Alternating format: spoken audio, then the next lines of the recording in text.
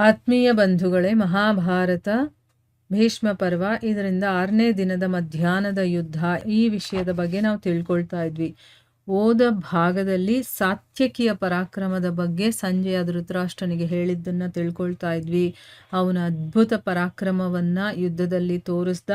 ಅವನು ಅಷ್ಟು ಬಾಣಗಳ ಏಟನ್ನು ತಿಂದ ಮೇಲೂ ಕೂಡ ರಣಭೂಮಿಯಲ್ಲಿ ಸ್ವಲ್ಪನೂ ಗಾಬರಿ ಮಾಡಿಕೊಳ್ಳದೆ ಅವನು ಯುದ್ಧ ಮಾಡ್ತಾ ಇದ್ದ. ರಾಕ್ಷಸಿಯ ಮಾಯೆಯನ್ನು ಕೂಡ ಅವನು ನಾಶ ಮಾಡಿ ಅಲಂಭೂಷಣ ಮೇಲೆ ಬೇಕಾದಷ್ಟು ಬಾಣಗಳನ್ನು ಬಿಡ್ತಾನೆ. ಅದರಿಂದ ಅವನು ಹೆದರ್ಕೊಂಡು ಅವನಿಗೆ ಗಾಯಗಳು ಆಗುತ್ತೆ, ನೋವಾಗುತ್ತೆ. ಮತ್ತು ಅವನೇನು ಮಾಡ್ತಾನೆ, ಆ ಒಂದು ರಣಭೂಮಿಯನ್ನು ಬಿಟ್ಟು ಓಡಿ ಹೋಗ್ತಾನೆ.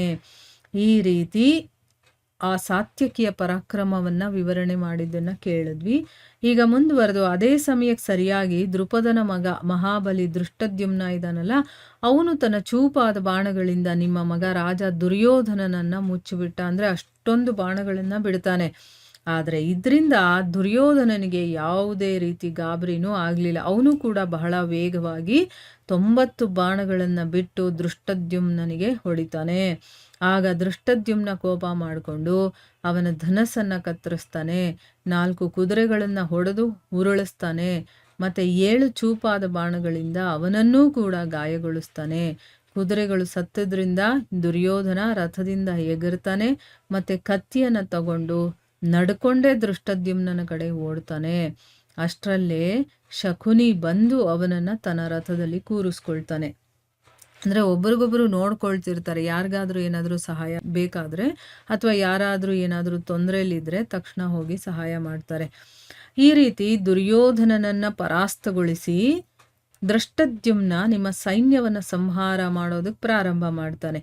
ಇದೇ ಸಮಯದಲ್ಲಿ ಮಹಾರಥಿ ಕೃತವರ್ಮ ಭೀಮಸೇನನನ್ನು ಬಾಣಗಳಿಂದ ಆಚ್ಛಾದಿತಗೊಳಿಸ್ತಾನೆ. ಅಂದರೆ ಬಾಣಗಳಿಂದ ಅವನನ್ನು ಕಂಪ್ಲೀಟ್ ಮುಚ್ಚಿಬಿಡೋ ಥರ ಮಾಡೋದು. ಅಂದರೆ ಅವನ ಕಡೆಗೆ ಅಷ್ಟು ಬಾಣಗಳನ್ನು ಬಿಡೋದು. ಆಗ ಭೀಮಸೇನ ಏನು ಮಾಡ್ತಾನೆ, ನಗುತ್ತಾ ಕೃತವರ್ಮನ ಮೇಲೆ ಮಳೆಯನ್ನು ಸುರಿಸ್ತಾನೆ. ಅಂದರೆ ಬಾಣಗಳ ಮಳೆಯನ್ನು ಸುರಿಸ್ತಾನೆ. ಇವನು ಅವನ 4 ಕುದುರೆಗಳನ್ನು ಕೊಂದು ಧ್ವಜ ಮತ್ತು ಸಾರಥಿಯನ್ನು ಕೂಡ ಬೀಳಿಸ್ತಾನೆ. ಮತ್ತು ಕೃತವರ್ಮನಿಗೂ ಕೂಡ ಬಹಳಷ್ಟು ಬಾಣಗಳಿಂದ ಗಾಯಗೊಳಿಸ್ತಾನೆ. ಕುದುರೆಗಳು ಸತ್ತೋದ್ರಿಂದ ಕೃತವರ್ಮ ಬಹಳ ವೇಗವಾಗಿ ನಿಮ್ಮ ಮೈದುನನಾದಂತಹ ವೃಷಕನ ರಥದ ಮೇಲೆ ಹತ್ಕೊಳ್ತಾನೆ. ಆಮೇಲೆ ಭೀಮಸೇನ ಏನು ಮಾಡ್ದ, ತುಂಬ ಕೋಪ ಮಾಡಿಕೊಂಡು ದಂಡಪಾಣಿ ಅಂದರೆ ದಂಡವನ್ನು ಕೊಡುವಂತಹ ದಂಡಪಾಣಿ ಯಾರು, ಯಮರಾಜನ ಹಾಗೆ ನಿಮ್ಮ ಸೈನ್ಯವನ್ನು ಸಂಹಾರ ಮಾಡೋದಕ್ಕೆ ಶುರು ಮಾಡ್ತಾನೆ. ಈಗ ಸಂಜಯ ಹೇಳ್ತಾನೆ ಧೃತರಾಷ್ಟ್ರನಿಗೆ, ಮಹಾರಾಜ ಇನ್ನೂ ಮಧ್ಯಾಹ್ನ ಆಗಿರಲಿಲ್ಲ. ಅವಂತಿ ನರೇಶರಾದಂತಹ ವಿಂದ ಮತ್ತು ಅನುವಿಂದ ಇರಾವನ ತನ್ನ ಕಡೆಗೆ ಬರ್ತಾ ಇರೋದನ್ನ ನೋಡಿ ಅವನ ಮುಂದೆ ಬರ್ತಾರೆ. ಅವನ ಮುಂದೆ ಬಂದು ನಿಂತ್ಕೊಳ್ತಾರೆ. ಅವರ ನಡುವೆ ಒಂದು ರೋಮಾಂಚಕಾರಿ ಯುದ್ಧ ನಡೆಯುತ್ತೆ. ಇರಾವನ ಕೋಪ ಮಾಡಿಕೊಂಡು ಆ ಇಬ್ಬರೂ ಸೋದರರಿಗೂ ಕೂಡ ತನ್ನ ತೀಕ್ಷ್ಣ ಬಾಣಗಳಿಂದ ಹೊಡಿತಾನೆ.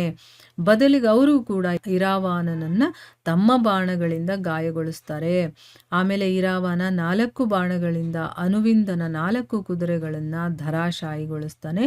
ಮತ್ತು 2 ಚೂಪಾದ ಬಾಣಗಳಿಂದ ಅವನು ಧನಸ್ಸು ಮತ್ತು ಧ್ವಜವನ್ನು ಕತ್ತರಿಸಿ ಬೀಳಿಸ್ತಾನೆ.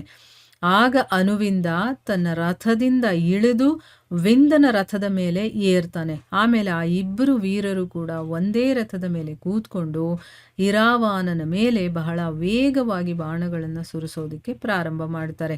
ಇದೇ ರೀತಿ ಇರಾವಾನನು ಕೂಡ ಕೋಪ ಮಾಡಿಕೊಂಡು ಆ ಇಬ್ಬರೂ ಸೋದರರ ಮೇಲೆ ಬಾಣಗಳ ಮಳೆಯನ್ನು ಸುರಿಸ್ತಾನೆ. ಮತ್ತು ಅವರ ಸಾರಥಿಯನ್ನು ಕೊಂದು ಬೀಳಿಸ್ತಾನೆ.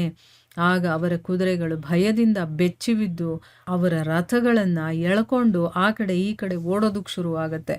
ಈಗ ಸಾರಥಿ ಇಲ್ಲ ಅಂತಂದಾಗ, ಆ ಲಗಾಮನ್ನು ಹಿಡ್ಕೊಂಡಿಲ್ಲ ಅಂತಂದರೆ ಕುದುರೆಗಳು ತಮ್ಮಿಷ್ಟ ಬಂದು ಹಾಗೆ ಎಳ್ಕೊಂಡು ಹೋಗುತ್ತಲ್ಲ, ಆ ರೀತಿ ಎಳ್ಕೊಂಡು ಆ ಕಡೆ ಈ ಕಡೆ ಓಡೋದಕ್ಕೆ ಪ್ರಾರಂಭ ಮಾಡ್ತವೆ. ಈ ರೀತಿ ಆ ಇಬ್ಬರೂ ವೀರರನ್ನು ಗೆದ್ದು ಇರಾವಾನನು ತನ್ನ ಪುರುಷಾರ್ಥವನ್ನು ತೋರಿಸ್ತಾ ಬಹಳ ವೇಗವಾಗಿ ನಿಮ್ಮ ಸೈನ್ಯವನ್ನು ಧ್ವಂಸ ಮಾಡೋದಕ್ಕೆ ಶುರು ಮಾಡ್ತಾನೆ. ಅಂದರೆ ವಿಂದ ಅನುವಿಂದ ಇಬ್ಬರನ್ನೂ ಕೂಡ ಅವನು ಕೊಂದು ಈಗ ಸೈನ್ಯವನ್ನು, ಅದರಲ್ಲಿ ಇನ್ನೂ ಬೇಕಾದಷ್ಟು ಜನ ಇರ್ತಾರಲ್ವಾ, ಸೊ ಅವನು ಕೆಲಸ ಮುಗೀತು, ಇನ್ನು ಬೇರೆಯವರನ್ನ ಕೊಲ್ಲೋದಕ್ಕೆ ಅಂತ ಅವನು ಮುಂದೆ ಹೋಗ್ತಾನೆ ಅಂತಂದ್ಬಿಟ್ಟು ಇಲ್ಲಿ ಧೃತರಾಷ್ಟ್ರನಿಗೆ ಸಂಜಯ ಹೇಳ್ತಾ ಇದ್ದಾನೆ. ಮುಂದುವರೆದು ಏನಾಗುತ್ತೆ ಅಂತಂದ್ಬಿಟ್ಟು ಮುಂದಿನ ಭಾಗದಲ್ಲಿ ತಿಳ್ಕೊಳ್ಳೋಣ. ಹರೇ ಕೃಷ್ಣ.